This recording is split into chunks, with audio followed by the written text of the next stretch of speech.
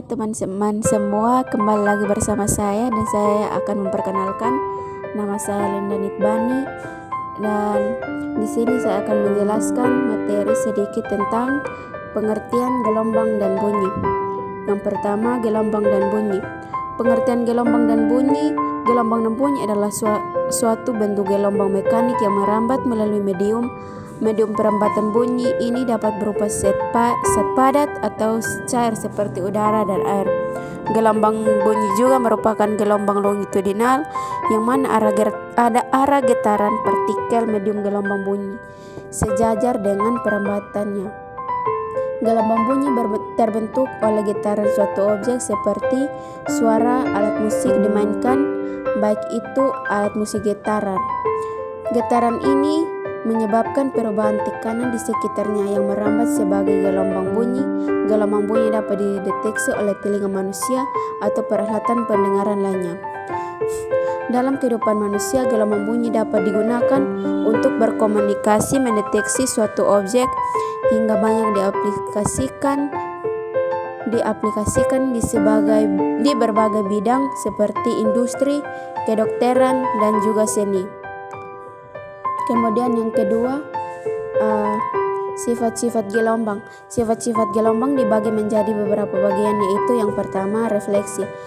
Refleksi atau pemantulan adalah kemampuan gelombang bunyi untuk memantulkan bunyi itu sendiri. Pemantulan bunyi ini dapat terjadi ketika bertemu dengan permukaan halus seperti dinding, langit-langit, atau lantai. Ketika gelombang bunyi memantul, maka akan menghasilkan gema atau gaung.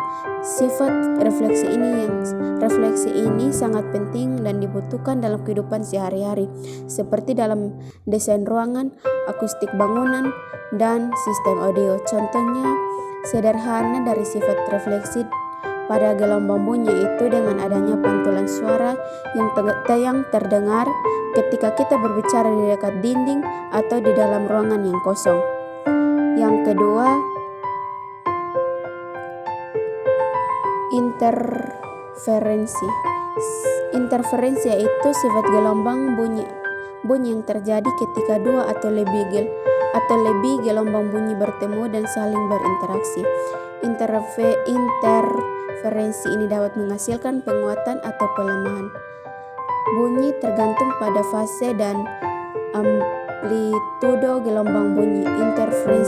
Interferensi juga dapat menghasilkan pola-pola yang kompleks dan unik seperti pola interferensi konstruktif dan destruktif. Kemudian yang ketiga, difraksi. Difraksi atau pembelokan arah merupakan kemampuan gelombang bunyi untuk melintasi rintangan atau celah kecil pada suatu permukaan. Ketika gelombang bunyi melintasi celah atau rintangan, maka gelombang bunyi akan berbelok dan menyebar. Difraksi ini memungkinkan gelombang bunyi untuk menyebar ke dalam ruangan atau melewati celah sehingga suara dapat didengar di sekitar sudut dan belakang penghalang. Kemudian yang terakhir yaitu pembiasaan. Pembiasaan adalah sifat gelombang bunyi di mana gelombang bunyi melengkung saat melewati batas antara medium yang berbeda seperti udara dan air atau udara dan dinding. Hal ini disebabkan oleh perbedaan kecepatan rambat gelombang bunyi ini di dalam medium yang berbeda tersebut.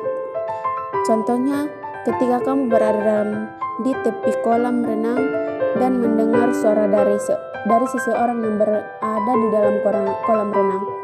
Suara tersebut akan terdengar lebih rendah atau lebih lambat karena gelombang bunyi yang berasal dari suara tersebut mengalami pembiasaan ketika melewati batas antara udara dan air. Baik, mungkin ini sedikit dari materi yang dapat saya sampaikan. Sekian dan terima kasih.